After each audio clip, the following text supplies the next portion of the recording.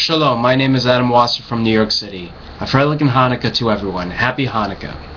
The story of Hanukkah is over 2,000 years old.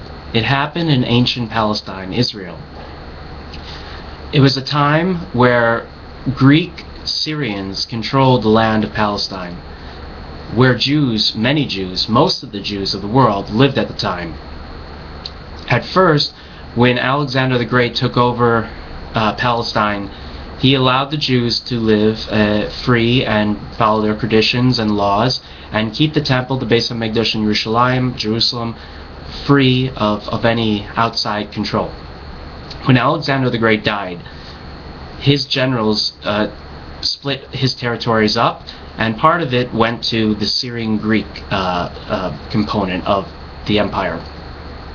As time continued, this friendship, this cooperation the Jews and the Greeks had fell apart, where the Jews felt persecuted and humiliated by the Greeks' laws that said that Jews could not practice Judaism, that pagan sacrifices had to be given at the Beis HaMikdash, the temple in Jerusalem. In fact, as time continued, the Greeks put more and more pressure on the Jews, so that ultimately they felt the Jews would no longer be Jewish, but paganized, Greek, Hellenist.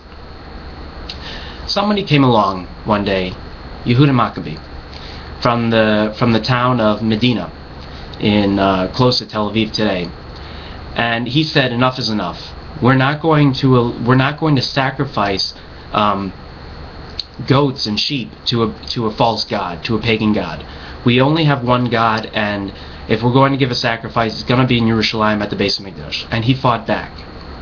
A great rebellion broke out amongst the Jews and the Greek Syrians, and the Jews won. Slowly, Layat, the Jews took more and more territory of Palestine, making it once again Israel. When we look at the story of Hanukkah, we believe that the story of Hanukkah, the Jews got liberated. They were totally free, but that wasn't the case.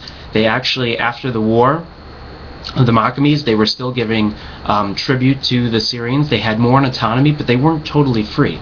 In fact, it wasn't until, I believe, the third brother of the Hasmoneans, Yehuda Maccabee's younger brother, Shimon, that the Jews totally became independent and free. Many wars after the story of Hanukkah continued between the Hasmonean dynasty and the Greek Syrians. But once they achieved over Shimon the autonomy, Israel was free to practice as they wished and to give sacrifices. One of the great parts of Hanukkah is the miracle of the oil that lasted for 8 days. Now, the Greeks, when they conquered Jerusalem during Yehuda Maccabee, they destroyed the temple and everything in it. And there's a thing that there's a menorah in the temple. It goes like this for arms, shall we say? And there was no oil to light it for the ceremony of the temple. So they found, miraculously, some oil. And this oil was only supposed to last for 1 day. But in fact, it lasted for 8 days. And we learned from the rabbis, why did it last for 8 days? What's the significance? Is it because we bris a child, a boy, on the 8th day of his birth? What is the significance? Is it because a whole week is not actually 7 days, but 8 days is a whole week, because the 7th day is part of that week? So what is the significance of the 8 days?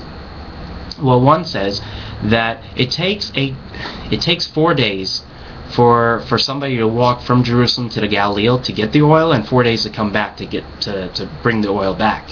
So God said, okay, here's the oil, and until you get the fresh oil from the Galilee in the north, I will provide you with the oil.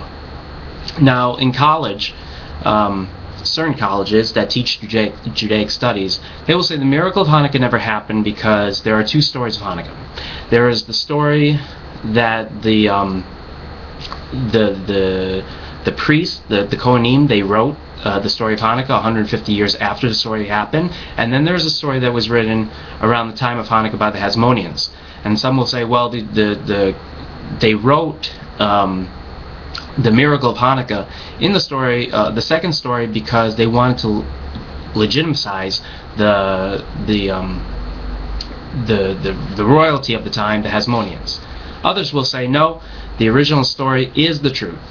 Whatever the case is, The fact that a small people were able to conquer over another people oppressing them, and they defeated them, and yes, not at first they got their autonomy, but they eventually did get their autonomy and survived for about 150 years. The Hasmoneans controlled Israel, is a miracle of itself.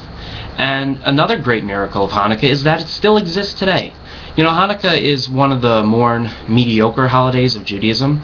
It's not a big thing.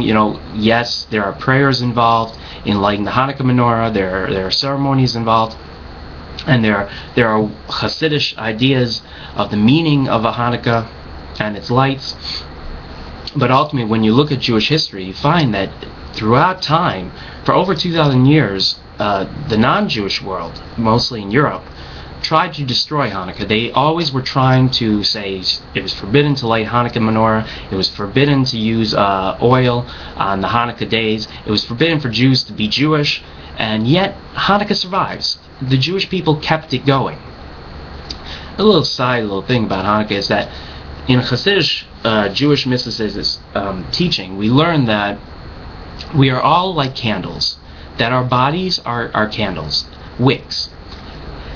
I'm sorry, but our heads are wicks, but they're not lit. They're not lit until we do mitzvahs, good deeds, and that once we do a good deed, once we do a mitzvah, it is like we, the candle with the wick as our head, is lit up with knowledge and understanding and gratitude. In fact, we know that in life, the greatest achievement of life, the greatest thing that we are meant for in life is to help other people.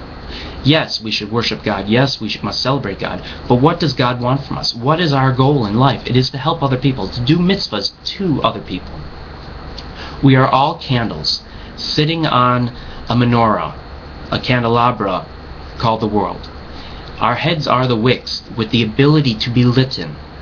Once we find that good deed to help somebody else, we can light ourselves. And by lighting ourselves, we fill the world with light. We take away the darkness and bring light in. There are people that will feel hopeless in life, feel that they have nothing to achieve, that their life is over. I'm in pain, I'm suffering, I have a disease, whatever it may be.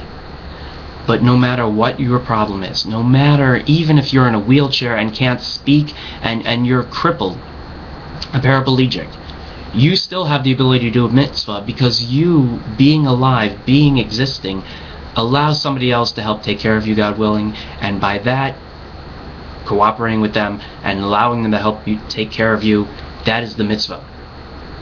We must always have an open mind and an uplifting mind to bad circumstances. We must always find the good where there is bad, because if we can't find good where there is bad, then it is truly bad.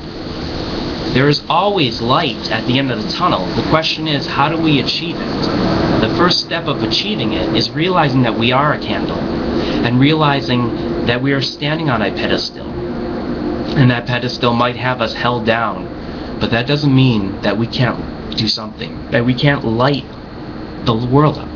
Maybe not ourselves, maybe somebody else, maybe ourselves and somebody else. But ultimately, Hanukkah is a reminder that as we put the menorah and the Hanukkah lights outside the window so that the world can see it, so too should we put ourselves outside the window so that we can light up the world too. Happy Hanukkah, everyone. God bless you all. And never give up on not only yourself, but never give up on the world. Amen, and take care.